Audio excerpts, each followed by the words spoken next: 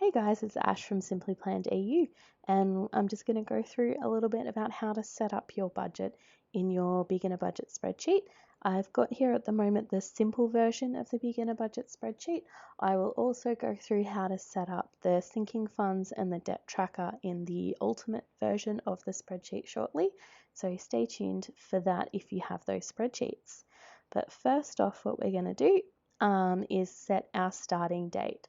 So I'm filming this in January 2023, so I'm going to enter our starting date as January 2023.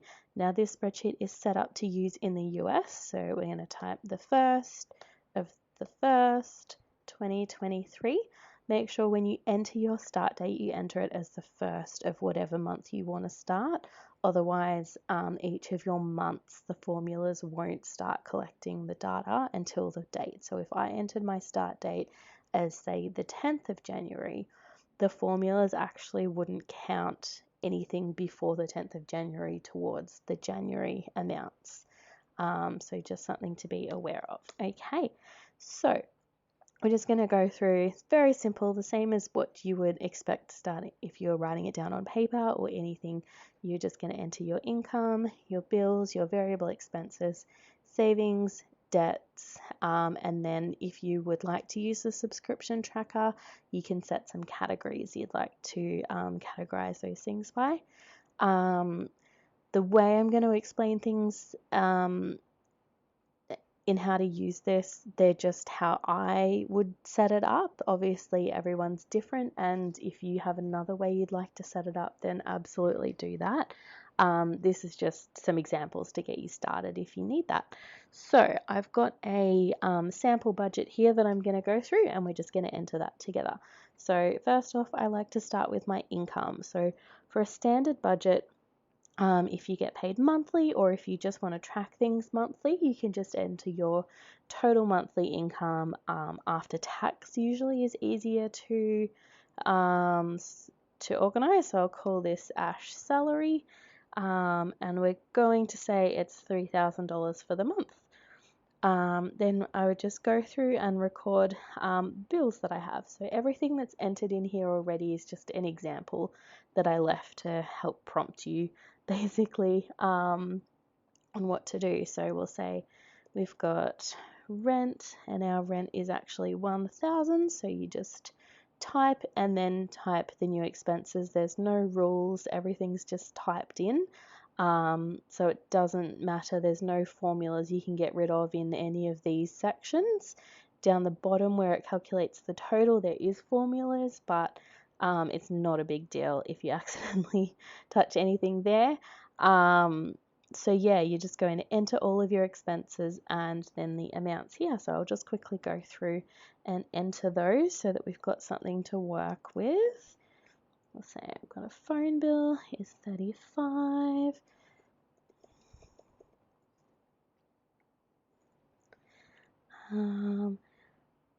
And then we've got our subscriptions down the bottom. I'll leave that as 20. Okay, so I'm going to leave that for now, and we'll go across and I'll come back to that shortly. So variable expenses, basically I like to use the bills as things that recur regularly, or payments that you recur every year. Variable expenses are things that tend to change from month to month. So your groceries, entertainment, I don't know, medical costs, things like that, things that tend to change a lot depending on the circumstances. Generally, you kind of decide what you like. The other thing to keep in mind is anything entered in the bills column here will also show up in your bill tracker tab. So if you've got things that you would like to track when you have a due date for it, and if it's been paid, then maybe pop it in the bill column rather than the variable expenses column. Okay. So yeah, bills, variable expenses, however you'd like to set those up, use all of those columns. Then you have your savings, or your sinking funds, I guess you could also describe them as, and your debts. Now it doesn't calculate any like balances for you or anything like that. It just adds up how much each month you spend, you put towards those categories. So if you want to make sure you keep track of your transactions and things, you can definitely do that. So I like to keep track of, I like to have sinking funds, for a lot of my big bills that only come out of my account once or twice a year. So things like insurance, so maybe like my car insurance, my house insurance, can't spell, insurance, things like that. So I'm going to put, say, a monthly budget that's going to be put in a sinking fund for those expenses. So I'm going to say I'll put $100 and I'll put $120 towards those expenses each month. And then by the end of the year or at whatever period, I will have enough saved up in my sinking fund to then pay that bill once it comes in each year. So what I also like to do for those expenses, and that's totally optional, if you just want to record them under the savings or sinking fund area, then you can definitely record them there.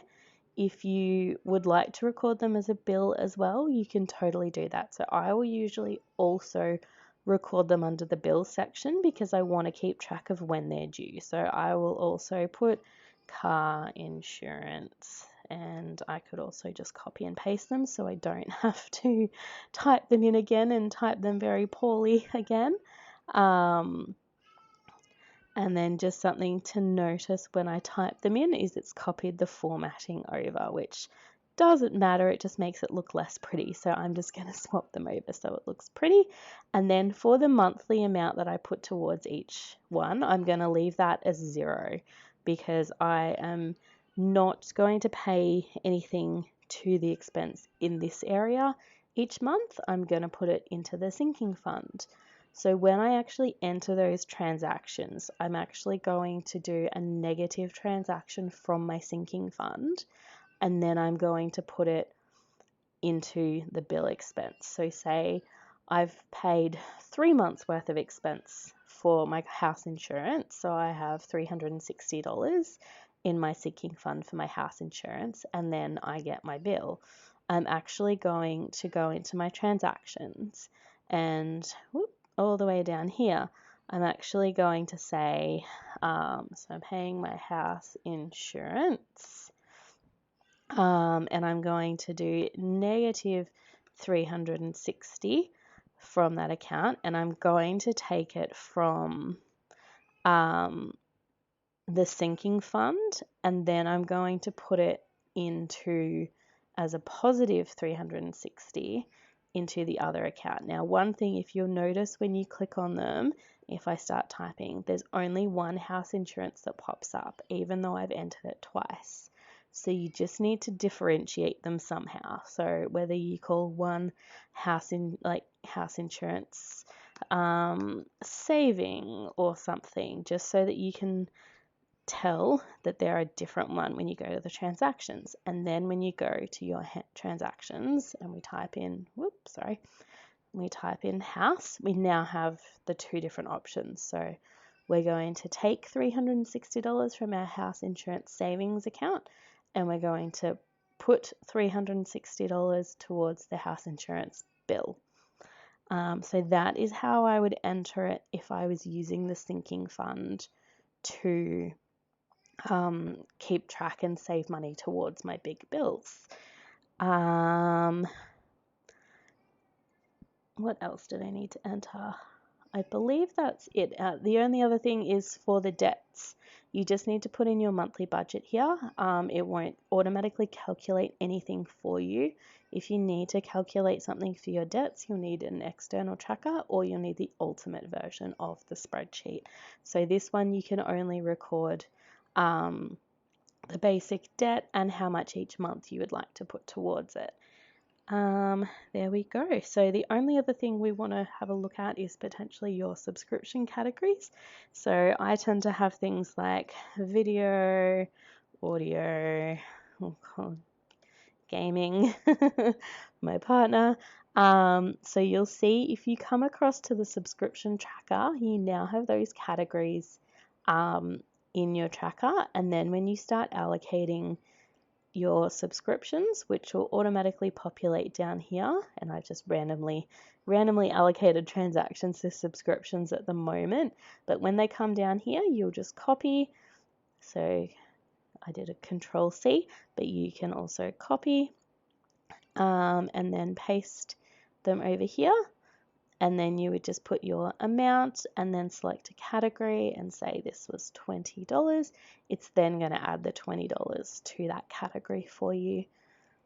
Okay, so we'll go back up to our setup.